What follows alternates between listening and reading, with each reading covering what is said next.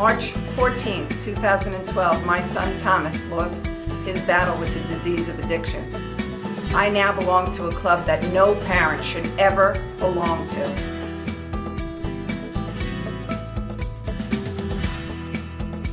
Do you know the signs? Do you know the trends that children are doing in today's world?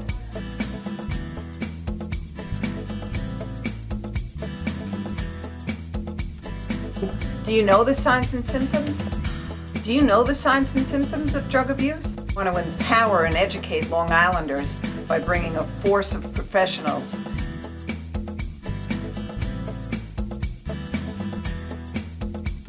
and how to prevent the disease of addiction. Long Island in Crisis. Good evening and welcome to Long Island in Crisis. This show is dedicated to the education and empowerment regarding the disease of addiction. We are losing a generation of young people. 3 people on Long Island, New York, die every single day. I do believe the number has now been quoted as 129 a day nationally are losing their life due to the disease of addiction. Specifically now the opiate and heroin epidemic. But the drug is unimportant. It is the disease of addiction that is killing way too many people. I lost my son 4 years ago. Unfortunately, in my community, we just lost another young man, and it certainly takes its toll on a soul. So I just want, not one more should be added to this list. Not one more. Not your child, not your grandchild, not your grandchild's child. I mean, we can go on and on and on. We need to change societal view. And I can't have a better guest but Steve Chassman to do that. From the Long Island Council on Alcohol and Drug Dependency, the executive director, and you do such great work on educating and helping people. But Steve, what's going on, man? We're losing. It's like walking up a slippery slope. Yeah, and thank you, Linda, for having us on. And we've been on this show. You've had guests on this show, and it seems to have gotten from bad to worse to beyond that. You and I were talking before the show, and it stinks to be right, particularly when you're dealing with public health crises. It is no stranger to lay people who live on Long Island, New York State, or across the country, what it takes to stop healthcare epidemics. You need to be, for those who are not afflicted with the illness, in this case, the illness we're talking about is substance use disorders, which is a psychiatric illness, according to the American Psychiatric Association. It affects an individual biologically, psychologically, and socially. You need to be heavy in education and prevention for those who are not yet afflicted with the illness. In this case, the illness is substance use disorder. For those who are already afflicted or sick with the illness, access to quality treatment and follow-up to keep them engaged in a treatment process so that relapse doesn't happen. And of course, on the back end, offering not only the individual, but family support for manageability and continued manageability. It's the same for cancer. It's the same, and we did fail around HIV and AIDS. And you've seen it with Ebola and you've seen it with Zika. There's a community response. Absolutely. There's a federal and state response. It's access to treatment. It's preventative. It's community education and prevention. And it's support services so that people can stay engaged in a wellness process. Increment by increment, none of those things have happened with a continuum, with consistency, and with adequate funding. And as a result, because of insurance companies that have had a fiduciary interest in saving, not managed care, but managed cost. Yes. When you walk into a place like the Long Island Council on Alcoholism and Drug Dependence, and you're doing 10 bags of the most powerful narcotic on the face of the planet, and an individual, because of denial and all those, is finally ready to access help, only to have an insurance company tell a carrier, a member, and their family, yes, you've been allotted 40 days of behavioral health, but you've only been approved for 4.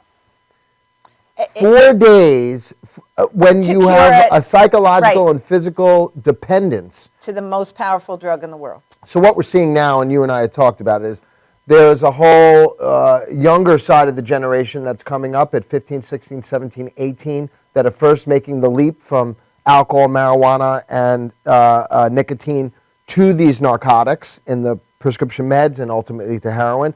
And then you have people who are in their late teens, early 20s or beyond who have not been afforded adequate care, afforded, not provided. Right. We're very rich in great resources, but not been allotted adequate stay so that a treatment process can take hold and be effective. Circling back, and what we're having is two streams flood into a very small porthole of available treatment beds, available detox beds, available treatment slots in quality outpatient programs, and the system's overwhelmed. So, I'm going to just explain something to the audience, because when you say that, so it's like having strep throat or bacterial pneumonia and taking 3 days worth of antibiotics and wondering why you're still sick, and wondering why you're still sick, and wondering why you're still sick. Or, and not to be rich in analogies, cutting a main artery and you offering me a little Band-Aid after the surge. I just want the audience to really understand what's happening. So when we talk about quality treatment, appropriate level of care at the earliest intervention. So at the earliest signs that this disease could really be brought under control with the appropriate length of stay. Addiction or substance use disorder is not going to be cured in 4 days. No, of course not. Now, we are the first stop in what it can be, as we say, LICAD in our 3 offices in 2 counties, is usually A and B. And our job is to get people engaged in C and D, hopefully all the way to Z, which is the miracle of recovery. Yes. But they come to us because they're either mandated by the courts, mom-dated by a family member, or something's not quite right. They're experiencing what we call the 6 life areas, some kind of impairment in their physical, psychological, interpersonal, friends of family, boyfriend, girlfriend, their academic or vocational, their school or work, legal problems, financial problems, all these life areas. Something's not quite right. And again, I mean, LICAD doesn't, we're not for drugs, but we're against what drugs do to people. Absolutely. And what they do to families. So this is a very precarious illness to treat anyway because of those suspended levels of defense mechanisms like denial and rationalization. And this is why people stay sick and deny help, because the disease of substance use disorders tells them, all I need is more, and you're the problem. I'm fine, right. You're the family is the problem, and then the family really starts to believe that they are the problem. If I hadn't said that, if I hadn't done that, it's just, and siblings will feel the same way. And you can liken it to how kids feel when mom and dad get divorced. If only I had made my bed, then he wouldn't have gone out. That's right. If only I hadn't said that to him, he wouldn't have done that. That has nothing to do with anything. You didn't cause it, you can't cure it. And you can't control it. And you can't control it. That's right. And just in the elements we're talking about in the first few minutes here. So we have the most powerful narcotic afflicting disproportionately younger people, adolescents, age of first use. We have a public health crisis and insurance companies that are, because of a fiduciary interest, denying what we would consider, healthcare professionals would consider to be appropriate and adequate treatment, okay? And then you have, because it's disproportionately impacting adolescents, which carry with them a sense of invincibility anyway. Of course. That therein lies the perfect storm of the health crisis. You're dealing with youth, you're dealing with the disease that keeps you in a suspended state of denial, you're dealing with the most powerful narcotic on the face of the planet, you're dealing with an American healthcare system that's interested more in saving money than saving lives, if I could be so bold, and you're dealing with a family illness at the height of a digital and technological age, which isn't really sure where to go and how to help. So therein lies your show. Respectfully, Linda, you've been a great advocate. Therein lies your loss and the loss of almost 30,000 Americans last year. 30,000. 30,000. How many did Ebola kill? Americans. It's less than 100. It did kill one who came in from another country. And now we're looking at Zika. These are all terrible viruses, bacterial, and a whole host of diseases. But but they get $1 billion. Thank you. Substance use disorder gets $10 million. It's not right. But this is why we're in dire need of a federal response, a state response, a county response that needs to be in conjunction with one another. And we've seen, respectfully, the death toll go from bad to worse. It's not just your community. It's across Nassau and Suffolk. It's unbelievable. We're here in Suffolk County. This is the epicenter of the crisis just in New York State. We have the highest level of overdose in the state. These are not, I'm a Suffolk County resident, even though LCSW's in both. It's not our numbers. So something needs to be done. And yes, we've seen small increments of success. We've seen some laws change with iStop and the 911 Good Samaritan law. LCSW was among the first to bring Narcan to Long Island. We've trained over 4,000 people in administering a life-saving serum. And Narcan is the drug that you can give to someone who is not responsive, Right. that will automatically reverse an opiate overdose. Correct. Right. If Now, you're doing something else, it won't change. Naloxone. Right. And it won't change what's going on with that. That's right. And we're so glad that the regulations in New York State, this is the first time New York State has allowed non-medical professionals to train other people to administer a life-saving serum either intramuscularly by shot or intranasally. And as a result, people have been saved. But the next step, now that we're keeping them alive longer, we have to get them access to treatment. Naloxone is not the cure for opiate dependence. This is very much a psychological And you and illness. I were talking, so to go to an emergency room and to be treated within 20 minutes, when you were dead, that person was clinically dead and Correct. brought back to life. That's right. Now, if someone had a heart attack, been hit with the paddles at their home, brought to the emergency room, I'm not a doctor, but I'm going to say they're going to be admitted for, observation, testing. How can we help you treat heart disease? The person suffering from substance use disorder. Treat them and treat them. Yep. And I've seen this. Parents have showed me the discharge papers. Do not do heroin again. Mm-hmm. Do not do heroin again. That's a discharge plan?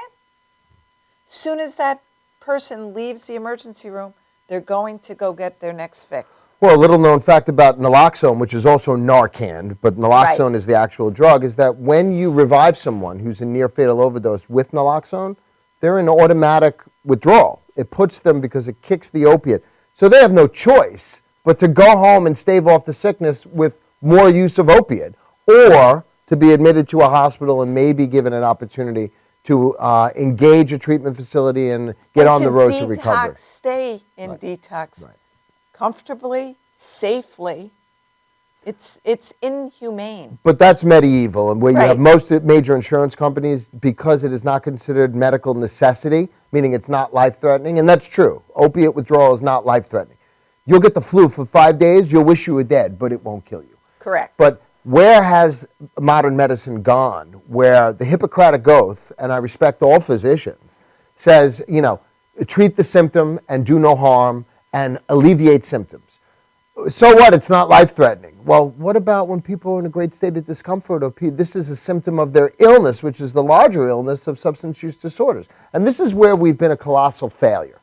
We've been treating a progressive chronic illness called substance use disorders in a short-term, solution-focused, increment-by-increment fee-for-service. But that's like treating heart disease with a one-shot deal with no nutritionist, no cardiologist, no follow-up, no EKG. If God forbid I had a heart attack, you're right. I would be assigned a nutritionist, a dietitian, a cardiologist, a primary. I would have years of follow-up to ensure that live a healthy life. Physically, and some of my behaviors and some of my eating habits and some of the coping skills that could possibly stave off heart disease would be implemented. None of that happens with this chronic illness. No, and that's the insanity of it. But that's the disconnect. If I am a diabetic and I choose, because now most people will say, people suffering with addiction choose that. Right. They maybe made one bad choice. That I will say for them. If I'm a diabetic and I choose to eat a whole Entenmann's chocolate cake and I go into diabetic coma, am I going to get to the emergency room and they're going to send me home with a do not eat chocolate cake again? No, they are not. And we know that these obsession and compulsions, whether it's food addiction or whether it's dietary restrictions or substance use or other obsessions and compulsions, Obsessions are recycled thoughts. I need another, I need another, I need it. And they lead to repeated behaviors called compulsions. And ultimately, most people are doing what most human beings want to do. What do they want? Relief. Relief. They don't want to feel pain. Or any anxiety or fear or social phobia. The truth is, in the short term, and I'm not advocating for it, alcohol and or other drugs do mask fear. And human beings are a bunch of scaredy cats.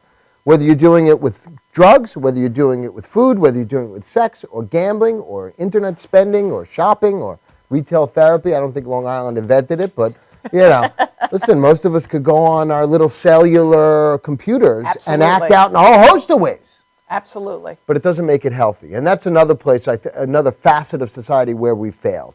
We have not educated our children, we have not educated in our schools or in our communities how to deal with a very fast-paced world that most of us are walking around with some general anxiety or some attention deficiencies. We just keep throwing medicine at it. Or we keep throwing fast food at it. Or Ben & Jerry's at it. And I'm not sponsored by Ben & Jerry's, but it is what it is. It is what it is. But you're absolutely It's correct. healthy and unhealthy. And there's a whole host of ways that human beings or Americans or New Yorkers or Long Islanders can act out in unhealthy ways to cope with the emotional spectrum. Drugs are just the most, quote-unquote, short-term and efficient, but they're not the healthiest. In fact, just the opposite. And hence, we've seen this monumental loss. It's inconceivable now throughout the country. Everyone, and the shame and the stigma are keeping way too many people still quiet. That's right. And we haven't even addressed I couldn't even put a number on it, that are in vegetative states, in psych wards because they're never coming back to what they could have ever been. Or die on Long Island highways after midnight before 5 a.m. There was an accident last night. Yep. I don't know the specifics, but you don't. If it happens at 3 a.m., it's nothing usually good happens at 3 a.m. And the human loss, I mean, the number one cause of accidental death in New York State is accidental drug overdose. Car crashes are number 2. That's unprecedented for adolescents. It's a shame that we're even exchanging these morbid statistics, but this is where we're at. But we have not treated substance use disorders with the data that we have, where we know this is a progressive psychiatric illness that is chronic over time. It's like yelling touchdown in baseball. It's just not applicable. Right. You're playing the wrong game of how to treat a long-term progressive chronic illness. And I will tell you, speaking to parents, speaking to one mom who told me her son, her child is shooting heroin and more than 10 bags a day and has caused car accidents. So I backed her up and I said, he's driving your car and you know that he's shooting heroin? Well, he gets mad at us. So this is where the family piece, and people don't understand that. The family has to be educated on substance use disorder and how to create healthy boundaries. And the disease holds families hostage. Yes. And what gets juxtaposed is what an individual who's sick with substance use disorders thinks they need and what they want. You know what I'm saying? What they want is more drugs. Right. And what they need is the exact opposite. Correct. Like someone's shaking right now because of withdrawals, whether it's from alcohol or Xanax or opiates, and they're saying, all I need is another hit. That's the last thing they need, but that's the disease. If I steal my mother's engagement ring or my little brother's laptop computer and sell that, this will alleviate. This is what I need. This is what I need. That's not what they need. It's what they want, or what the disease tells them they think they want. So it's a very precarious. This is how we know it's a psychiatric condition. Not says I, says the American Psychiatric Association. It's in a book in our field called The Diagnostic Statistical Manual of Mental Disorders. And schizophrenia is in there, and bipolar, and major depression, everything that afflicts the human mind. We know because we work with young people like Ed, who are in early phases of recovery, and they sit there and scratch their heads, and they say, I can't believe I sold my mother's engagement ring for heroin. When they're back in the right state of mind. Because I always explain it. Your child's been kidnapped. They're not there. Don't think you're speaking to them because you're not. You're speaking to the lying, deviant thief who's going to do anything to get his next fix. And we define it in our field as a clinical social worker. Insanity is void of logic and reason. So they are engaged in illogical behavior, irrational behaviors, and then when they come back with treatment, quality appropriate treatment, I can't believe I stole my, I can't believe I sold myself. I mean, so, and of course, having counseling and support to deal with the trauma of what active addiction is, what they put themselves through, what they put their loved ones through, what they put their families through, their siblings through, and most importantly, physically and psychologically, what they endured or what the disease had them do, can often be traumatizing for younger people or adults who come out of this mocha state because mind and mood altering drugs produce change in mind and mood. Yeah. I mean, that's a 1 and 1 equals 2. And they come out and they arrive back to logical and rational behavior and say, why, how did this happen? Right. And the answer is it happened very subtly, very progressively, but now that they've been bitten by the bug, they have to live with the sting. That switch off. They have to, and that's why chronic or continuous treatment, manageability, and support is required. Yes. Hold the next Sure. thought. We'll be right back after this message.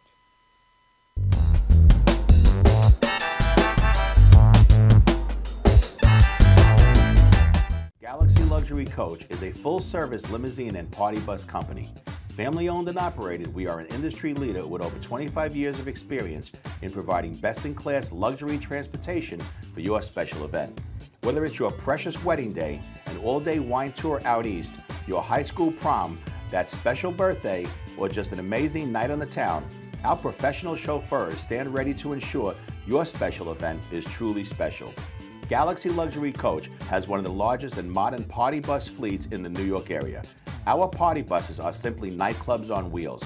Concert sound systems, light shows, lasers and strobes, multicolor LED lighting brilliantly lights your party bus inside and out. For corporate and more laid-back events, we will cater to your specific needs and requests. What sets Galaxy aside from all others in the luxury transportation industry is our attention to detail in customizing our services to your special event. At Galaxy, it's all about you and your guests. Galaxy customers return time and time again because they know they can trust Galaxy to help deliver those lifetime memorable moments. Step aboard and let your Galaxy experience begin. Welcome to Formula Auto Wash, where every day is a great day for a car wash. Open 7 days a week from 8 a.m. to 5:30 p.m. Sundays 8 a.m. to 4 p.m. Detailing packages for every budget, starting out at $29.99. 100% hand wash and detail centre.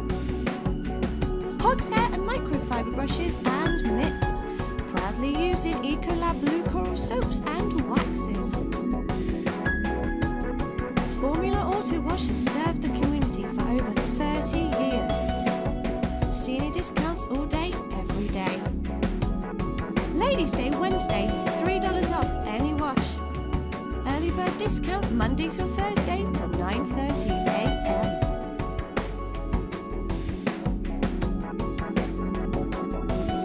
Check out our website, formulaautowash.com. Could switching to Geico really save you 15% or more on car insurance? Do dogs chase cats?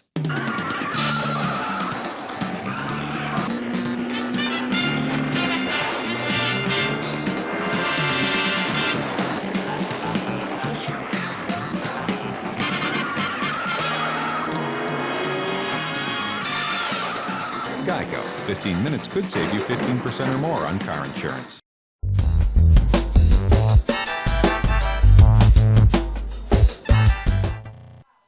Welcome back to Long Island in Crisis, and my good buddy is here, Steve Chassman from LICAT.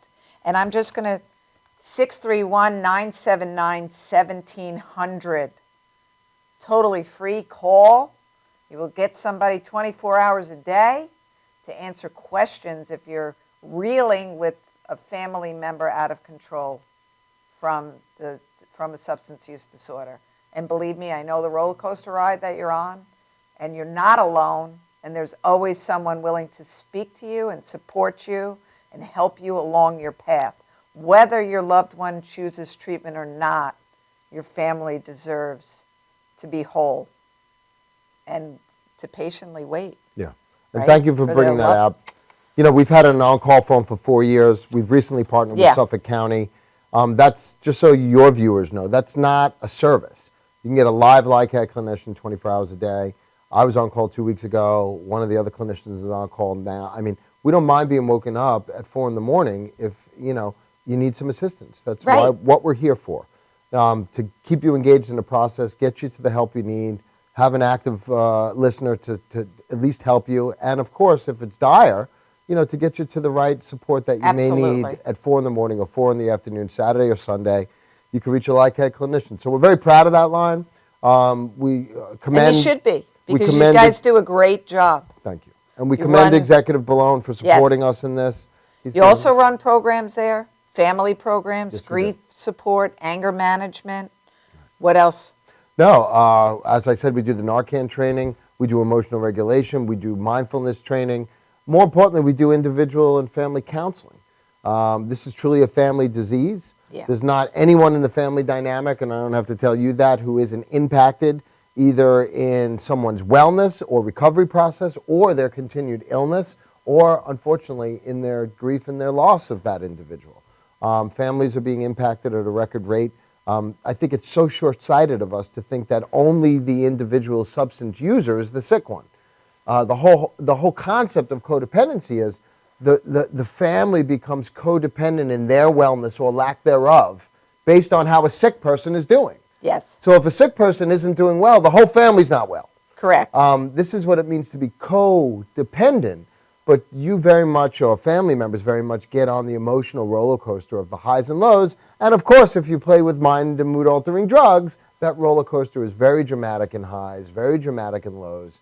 And the families, unfortunately, along for a very treacherous ride that oftentimes doesn't end well or can end in tragedy. So ultimately, to families that are listening, from cancer to diabetes, early intervention is key. Yes. Most parents that come in that they're using heroin, they're using some of the more muddy end of the playing field drugs, the harder drugs. This was not the first sign and symptom. They came home drunk when they were 4 years ago, when they were 13, 14, 15. They found bowls for marijuana users. We're not here. They found cigarettes. They found cigarettes. We're not here saying drugs are bad. People who take drugs are not bad. They are unhealthy choices, though. And the minute you see a family member engaged in an unhealthy choice, early intervention is key to prevent this disease from progressing. And parents just need to hear, if you saw your 13-year-old eating rat poison, would you stop them? It's a great analogy. The answer would be, I would hope, overwhelmingly yes. Yeah. So if you see your 13-year-old drinking alcohol, why wouldn't you stop them? It's not okay. Which is a toxin and kills more Americans, by the way, than all the drugs combined, alcohol. Americans have a rich, quote unquote, a rich history in alcohol abuse. I mean, we're standing on Long Island, which in the 1920s was a driving force in the temperance movement, because before there was Child Protective Services, before there were domestic violence agencies, good men would get paid on a Friday, go to the gin mill, come home and terrorize their families. Yes. And spend or squander the family fortunes in the pursuit of alcohol abuse, and for many, alcohol dependence. So much so that the majority of voting Americans thought it was a good idea to outlaw this toxin. It's called prohibition. Right. It was a miserable failure because you know what legislation couldn't account for? John Q. and Mrs. Q. Citizen were willing to break the law to get their synthetic coping skill, their drug of choice, alcohol. So we're not going to legislate or incarcerate our way out of this. What we need to do is increase how we're teaching young people and older people, quite frankly, how to cope with stress, with anxiety, with fear, with social phobia, how to deal with a fast-paced world, how to calm the mind without pills, powders, and potions and booze. I've been on, I do a lot of work with prevention with Kim Laube, and kindergartners need to learn coping skills, life skill, learn how to relax themselves. It's like letting your baby cry to go to sleep. They will learn how to self-soothe. We need to allow children to be able to communicate openly with their parents, to be validated with their feelings, and to come up with a healthy choice how to solve their problem. Mom and dad solving the problem doesn't accomplish what the young person needs to do. Well said. Absolutely. And that's a separate dialogue as far as our educational system. I mean, to think that on average youngsters can sit for 44 minutes I mean, classes, mostly they get their information in 7 seconds or less. Then, of course, when they act out in the 44th minute, we send them for an evaluation for attention deficit or attention deficit hyperactivity. They walk out with Ritalin or Adderall, which is amphetamine. Now, disclaimer, for people with legitimate ADHD. ADD and ADHD, Ritalin and Adderall and other amphetamine-based drugs have been proven to be very effective. But not every child has that. And you're looking at a diagnosis that has increased exponentially, probably because of the digital and technological age, but we need to find another way to work on our attention deficits, which most of us are walking around in. Of course. You know, I was in New York City a couple of weeks ago. You've seen 8 million people walking down the street looking at their phone, not even paying attention to their surroundings. I mean, I think most of us are attention deficient, not to discredit or to minimize ADD or ADHD as a debilitating diagnosis, and it is.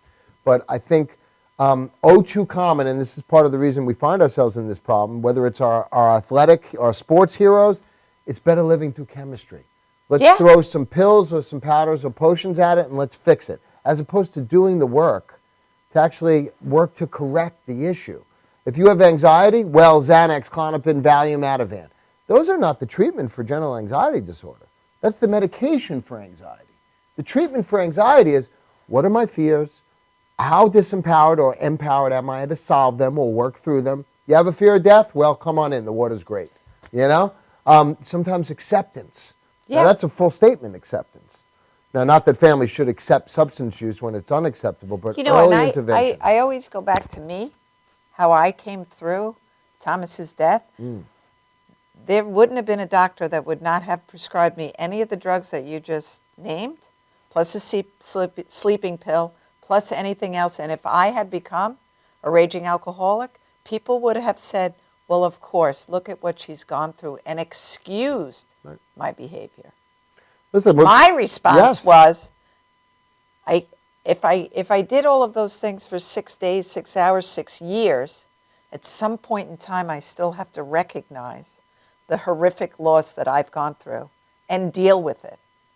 You always have to deal with what you're going through. Ultimately. Ultimately.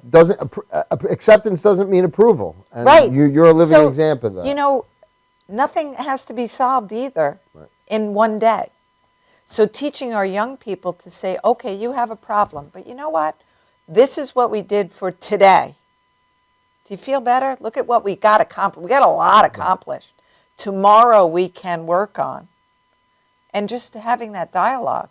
It's okay. Tomorrow's going to come whether you want it to or not. That's right. So go to sleep, relax, nothing to worry about, and tomorrow will come and we'll deal with it. Well said. And that's something we haven't been willing to do. And it's not for me to tell parents how to parent, but, you know, sometimes pain is part of life. And sometimes we have to adjust. How does anyone learn, though? If riding your bike, you never fell, you would never know how to get up and get back on it and start again. And most of our advancements have been through error, not from trial. And this is how we build character and personality. Absolutely. When you introduce mind and mood altering substance as synthetic coping skills early in life, 12, 13, 14, according to the National Institute of Drug Abuse, age of experimental drug use, as it continues through adolescence, major maturity, character, and personality development years, these become cornerstones of how they cope with stress, with fear, with social phobia, with anxiety, with pressure, with parents. And it's Memorial Day weekend this weekend coming up. I mean, the first thing anyone's going to do when they invite you to a barbecue is... You want a beer? And I'm not saying... From Memorial Day to Labor Day will be the highest numbers of adolescent death due to, DWI. And all the second and tertiary accidents that happen through boating, through swimming, through drownings, through fights, and that go on in clubs where someone pulls out a knife, someone pulls out a gun. I mean, most people wouldn't engage in that level of violence, that level of a compromised activity under mind and mood altering substance. But that's the nature of substance use, unfortunately. But whether you're personally afflicted or personally affected by the disease in your family, robberies are up. Oh, yes. Killings are up. DWIs are up. Car accidents are up. You are affected and you are paying the price for the not holding the correct people responsible for treatment. That's right. So in the state of New York, I can speak to, you have a child on your health care policy that you continue to pay $1,000, $1,200, $1,500 a month for, and you have those 40 days, but they're not going to give you those 40 days, you will be told, Yep. go to the Medicaid system, kick them out, kick them off, go to the Medicaid system. Sad. Now, we're all still paying the insurance companies, and they're posting big profits. And then in your tax bill to the state of New York, you are additionally paying for the treatment of That's right. substance use disorder. And listen, I think, and you bring up an interesting point. If we would, I'm not going to speak for them, but if Sheriff Vincent DeMarco were here, if absolutely. Commissioner Cini, they would tell you the largest house in Suffolk County of substance users is the Suffolk County Jail. 70% or more of the people that are there are living with some form of psychiatric condition, including substance use disorders. Sheriff DeMarco allows us in his jail. They're big supporters of LICAD as we support them. But the prison industrial complex is real. We have not adequately dealt with mental health issues and substance use disorders, which is a mental health issue. And the cost to the taxpayer, it's what, $250 million, the new Yaphank facility. But what is it, about $55,000 to house a Probably even more than that. I I think couldn't it's give you more those than that, figures, yeah. but the jails are filled in Nassau jails and are Suffolk filled. and across the country. You know, the prison industrial complex is real, and it's the warehousing of people who have not been appropriately and adequately treated for their psychiatric disturbance. In this case, we're talking about substance use disorders. And you want to know, I mean, I've spoken to families, and the person suffering with the disease will gladly welcome jail as a place just to get rest from doing what they have to do to feed their disease. But if those, That's a big statement. if that's your respite, is to Right. be in an 8x12 cell behind bars, the only way to protect me from me, or the only Right. way to protect my son or my daughter or my loved one from themselves, we're missing a whole treatment We're continuum doing- in the middle yes. there. We have overdose or incarceration as and we say it in the field, not jokingly, but these Right. are the outcomes. Jails, institutions. Or death. That's the only, I tell parents that all the time. There's three things that's going to happen.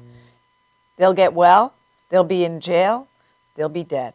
Or the fourth option, which is Recovery. aggressively engage, educate, access to quality treatment, and help them on the family, the individual, societally, communities on the road to recovery. Not just the individual, but the family. Not just the family, but the community. Not just the community, the society, the county.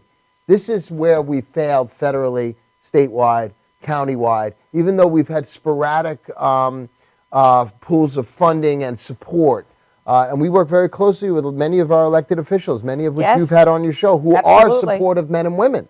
But there needs to be a collective program response that is going to... But communities need to open their hearts and their minds Yes. and say, and I know that for me, people said, well, that's a divorced family, that's this, that's that.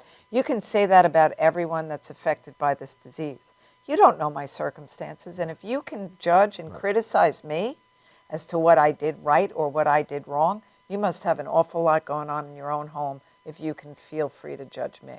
And listen, I'm not going to get biblical on you. I'm certainly not qualified, but he without sin cast the first stone. Absolutely. All human beings are fallible. We all live with maladies, meaning we all live with some kind of issue. Absolutely. And the key is knowing what your issue is and how to work with it. Even Superman, he had kryptonite. It empowers him to know that when he's in the presence of that particular substance, he loses his power. It's empowering to know your weakness. Without a doubt. So we don't have, I don't think at this stage of the epidemic, have the luxury of saying, I abuse cocaine, I'm better than the person that smokes crack cocaine, or I'm better than, or the family say to the family across the street, they weren't good parents because their son or daughter ended up. I mean, that kind of stigma and kicking the Shame. can, it's shame and guilt. It only fuels what people are trying to medicate at a record level. And the fact is, we really haven't exposed ourselves as human beings that are fallible, as we live amongst each other, and we need to offer more support for each other. And of course, have that support be universal, where our elected officials can really see that level of support. I love Greg Williams' film, Anonymous People. Absolutely. And Patrick Kennedy in that film said it best. He said, If 25 million Americans who are living in long-term recovery show up on the White House steps in one day, we'll have change tomorrow. So we can't afford the luxury of saying, it's their fault, the school says it's the parents' fault, the parents say it's the school's no fault. one's fault. And It's a disease. And I can't be here blaming politicians either. No. But you know how you solve healthcare epidemics? Mothers and advocates and healthcare professionals and legislators and law enforcement and and adolescents and concerned citizens and clergy. Everyone comes together. Everyone has and to come does their together. part Yes. and stops the blame game, because we're all in this together. That's what it means to be a society. And imagine that if a community reached out to someone who is struggling and say, hey, what can I do for you? What can I do?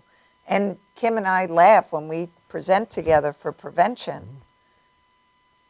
By the time I rode my bike home as the youngest of 5 children, if I was somewhere I wasn't supposed to be, my parents already That's knew right. where I was, what I was doing, and you better not lie to them. We need to go back to communities saying, hey, what are you doing over there? Come on. And the children respecting any adult enough to say, I'm sorry, I didn't mean, That's right. And it's as old as Plato's Republic. You're Yeah. stronger. You can't be a society unless you're as strong as your weakest link. And we have to collectively help not only the strong stay strong, but people who are sick. Yes. Not just your family, but your community. There's a saying in self-help, and you see it in church basements or wherever self-help groups are, where it says, when anyone, anywhere, reaches out, may the hand of assistance be there. Not just these people, or when anyone, anywhere, reaches out, may the hand of assistance be there. And you could fill in blank there, but that's LCSW's motto. I mean, That should just be any person's that's right. motto. And we're proud to say that at LCSW in 60 years, because we were founded in 1956, no one's ever been turned away for lack of insurance, lack of payment. You don't have the money, you get because we're well aware that some of the symptomology of substance use disorders, people lose their resources. They spend them on drugs or alcohol. And they become homeless, and they become, right. I mean, that's a very progressed disease, but it happens. And we're all very too proud often. to say that, I'm not saying we're the last, but we're among a minority of agencies because of very generous supporters. So in the height of an epidemic, I know Kim has shared with me, 30% of prevention workforce has been cut Yeah, that's right. and not Funding-wise. replaced. Yeah, that's right. In the height of an epidemic, Yeah. not having more beds available is ridiculous. Agreed. And listen, we speak at 91 different schools, over 30,000 students in Nassau and Suffolk County. We have a team of about 5 people. We can easily use, just to adequately get information to each and every community with hugs and whatnot, we can use easily 15 more people to cover those schools adequately. Instead, we're burning out. And so for people watching, I think, if you feel empowered to do something, go to your Board of Ed meeting and have prevention built into your curriculum. That's right. Not as a one-time deal, but as a continuous That's right. stream of information to your children and to your community. Now listen, I can't think of anything more detrimental to your child's academic wellness than their ability to manage stress, their ability to develop healthy decision-making skills, healthy coping skills, healthy social networks, and ultimately that if they do experiment, misuse, abuse, that they know where to get help and they know where to ask their friends or encourage their friends to get help, stigma-free in an ideal world. But yes. In an ideal world. And for them to be educated that if they are athletes, that for every night of overdoing drinking negates 2 weeks of peak performance training. We may have athletes choosing to do something different. I also feel very strongly about we need to recognize kids that are choosing to be drug and alcohol free. They need to be celebrated. Absolutely. More so than they need to be right up there with everyone else getting academic honors, athletic honors, any other. That is something that needs to be shown. Absolutely. Because half the kids in the audience, I do believe, would love to be with them. They don't know how to do it. Right. So it's easier to go along than it is to fight. You know, That's right. who wants to be an outcast? And it's subtle. And if these behaviors start in high school, I mean, do you really think they're going to redirect in college? I mean, we're seeing it now. People are coming home from their freshman, sophomore, senior, whatever year, and parents are going to see the behaviors. You know, so their sons and daughters may reach for alcohol midday. Say, oh, Yeah. you drink during the day? I mean, you know, we Or know. they'll be hiding it. Well, they'll be hiding it, you know, and the grades will come in a couple of weeks, and they'll see that the academic performance probably isn't, not for everybody, but for some, that they have crossed that imaginary line. It's never for everybody. Yeah. But is it 2 out of 10? Is it something? You know, it's tough to measure these days Yeah. as to, you know, where the progression is, and it's different for everybody. It's based on genetic predisposition, and we know that there is genetic predispositions for obsessions and compulsions around drugs and other things in family dynamics or family genealogy. The environment, I mean, somewhere along the way, and this probably wasn't foreign to us when we grew up either, Linda, but somewhere along the way, we're not talking about a very vocal minority, but a very vocal majority, where college campuses has become a petri dish of really unhealthy behaviors. Yes. Not just substance use and rampant binge drinking, sexual assaults, which I know and you know, play a very close role in substance abuse. I would say an overwhelming majority of those primarily men taking liberties that they absolutely shouldn't and is a crime. And or date rape drugs. Is fueled by substance use, misuse, Absolutely. abuse, and dependence. And, you know. And that's that other little dirty little secret that we won't talk about. You know, just don't tell anybody that happened to you, honey. You'll be okay. And that's horrific. And that's horrific because it's horrific. all of those things will lead to an unhealthy life. But as long as man and woman have pressed grape, drugs, including alcohol, has served as some kind of aphrodisiac in that it heightens sexual stimulus, but it also lowers inhibitions. And most Yes. people wake up the next morning and find themselves that they engaged in behaviors. Now, let me tell you what's changed in the last 10 years. The internet and everyone having a video machine on their phone, where if you don't have highly evolved, and not that anyone should, highly evolved coping skills for shame and guilt, and you see yourself in a compromised mental state because of substance use and in compromised positions on the internet. Which are never going to go away. I mean, young women and young men. I mean, now you're talking about a traumatization, you know, a trauma that... We're going to finish that thought. We'll be right back after this message.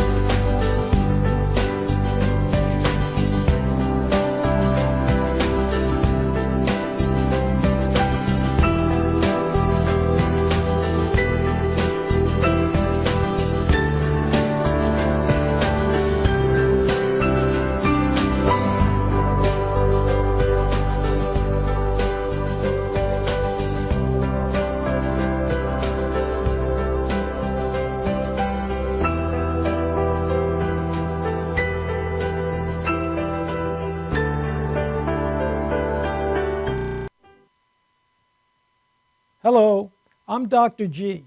I've established an organization called Voices for Veterans.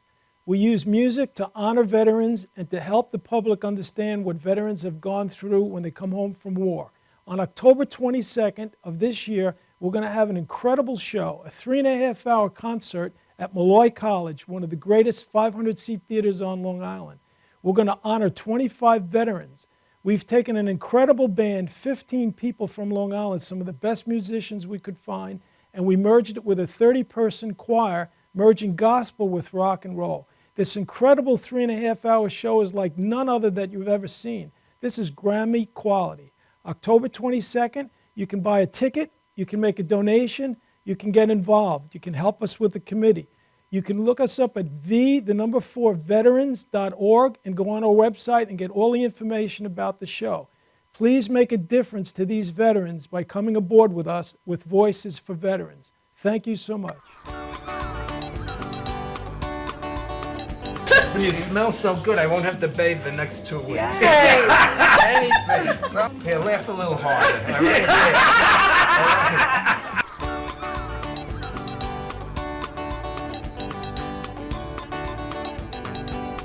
I will take him. I would be proud to show you off, you little old weirdo man. Get a new sweater. The worst dressed man here tonight. Right. Look, get that laugh, and get it in there tonight because nobody else is going to laugh like her. She's under drugs, all right?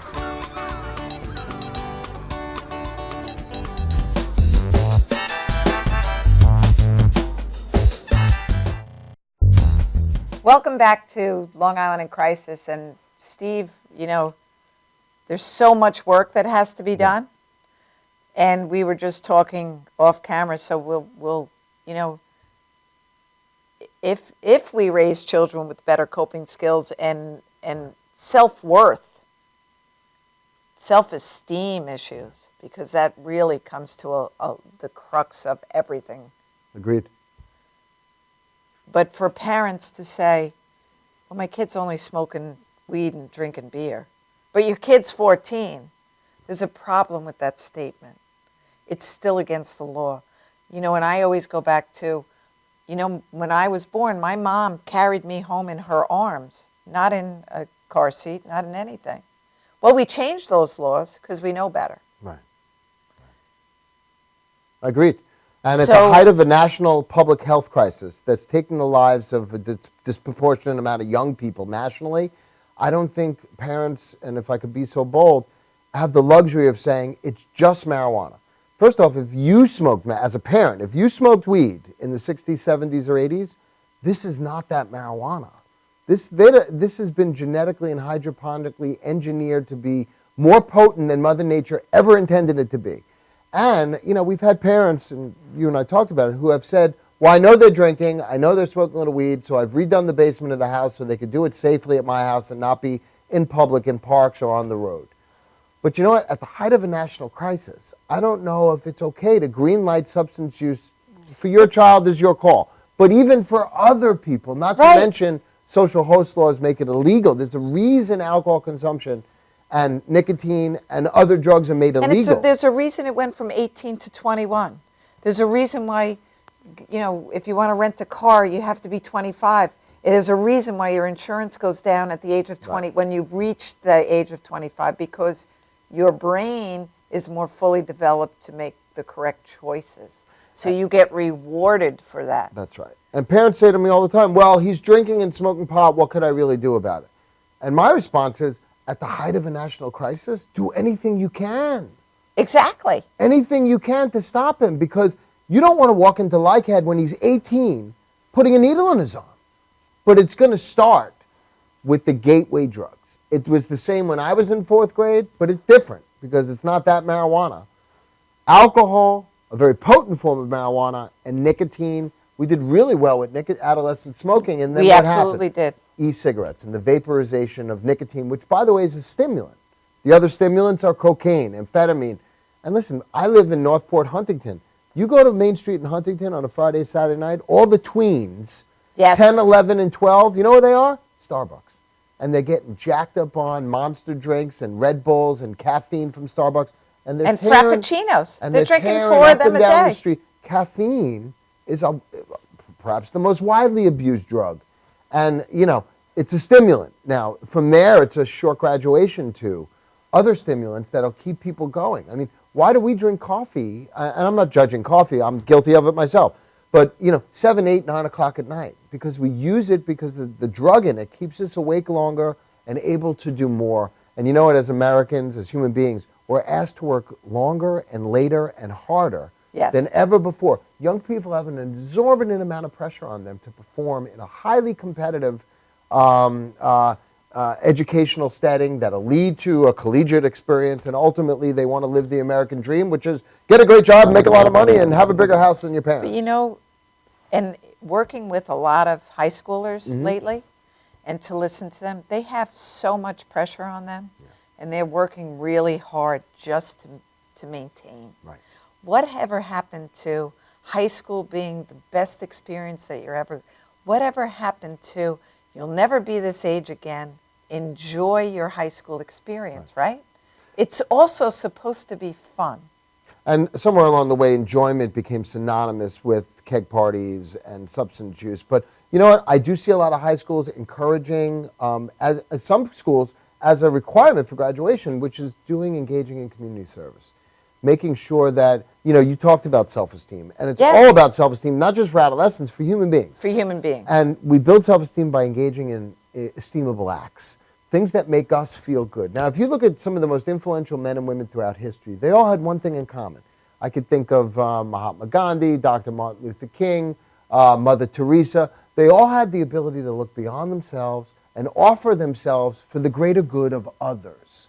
And that, not only do they feel good, but other people benefit from it. Absolutely. But you're right. That is, but I've been around, I guess, 12-step program with people celebrating their recovery and walking in recovery. That how do you maintain your sobriety? By giving it away to the next person. Others. Yes. And it's as altruistic as it gets. And I don't care if you do the Jesus, Muhammad, Buddha, or Abraham thing. It's all about service. And I think that's a great way to combat substance use. If we got more involved, and for right now, if you know someone that's struggling with substance use, call LICAD. Call any of the treatment agencies that we're very rich in here in Long Island.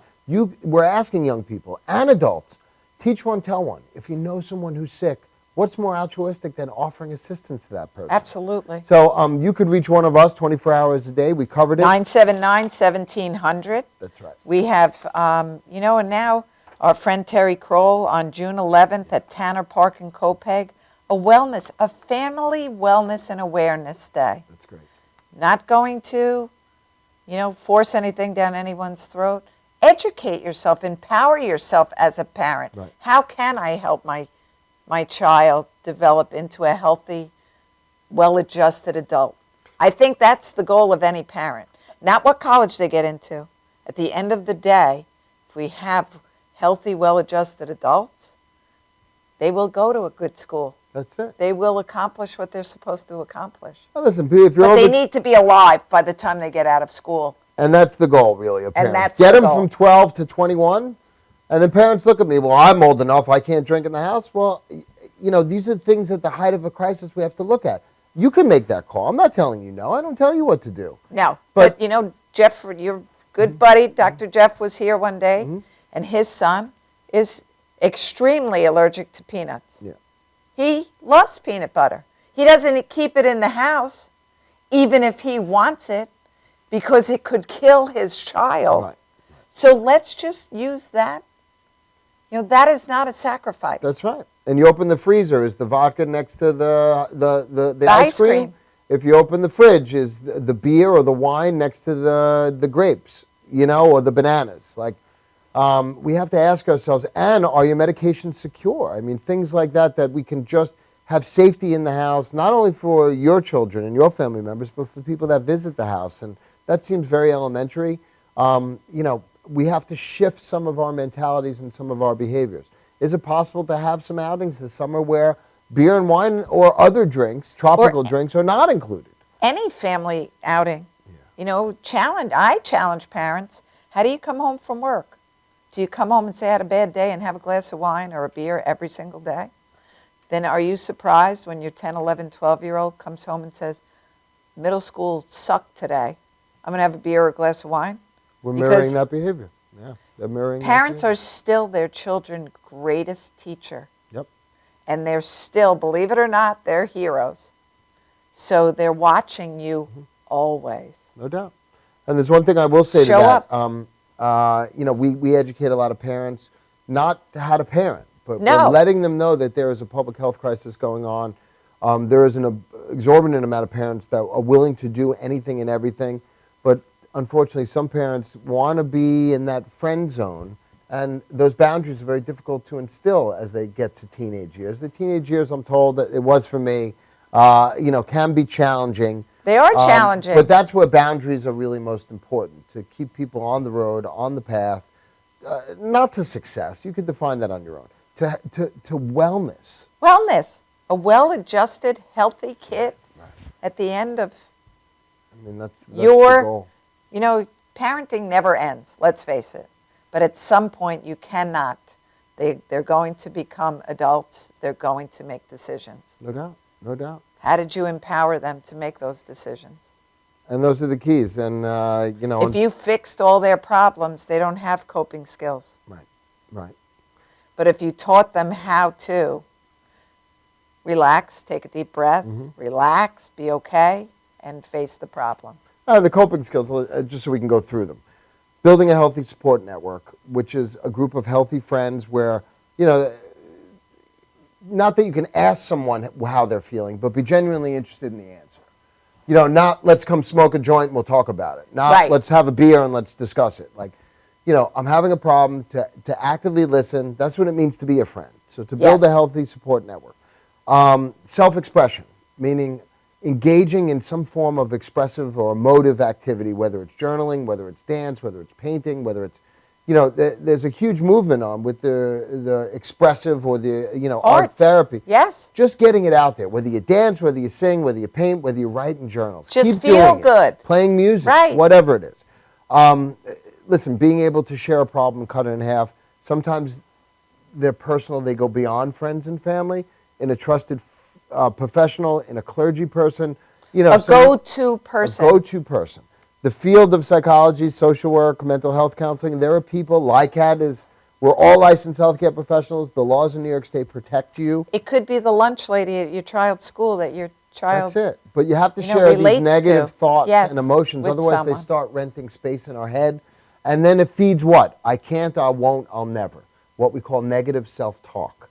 And once we start feeling bad about ourselves, then we're not in self-esteem. We're in doing just the opposite. Self-loathing. And self-deprecating ourselves. And that will And I don't want to feel this way. I can't there feel this way there anymore. You go. And last but not least, and you've hit on it, and we've talked about it, is being able to calm the mind.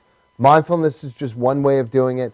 Exercise is the most popular way of doing it, which is to get out one's physical, psychological, and spiritual aggressions or disgust, and we all have them. That's part of the human experience.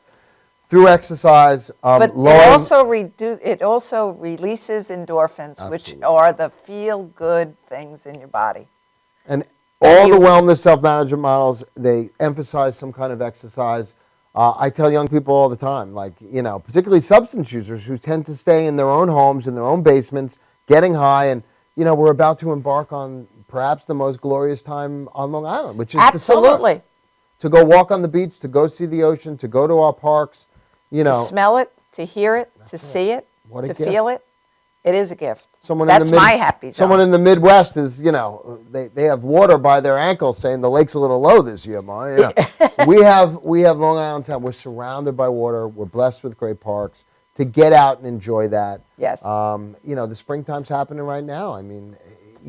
To really connect with a power greater than yourself. I grew up on the Great South Bay, and I grew up in Nassau. I live in Suffolk now, and an old salty dog once told me, he said, Steve, you could tell Mother Ocean anything. She's never heard of you.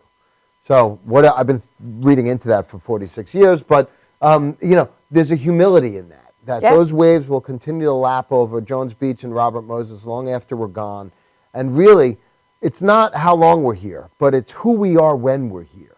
And you and I, respectfully, Linda, have been to too many funerals of adults or young people, and these are really good people who have lost their battle with substance use, and their lives have been cut short or have been derailed untimely because of substance use, misuse, and for too many abuse and dependence. But a good way to get back on that beam, even if you're using, is to at least be compassionate and empathetic and try to help. If you know someone, even if you get high with them, get trained in Narcan.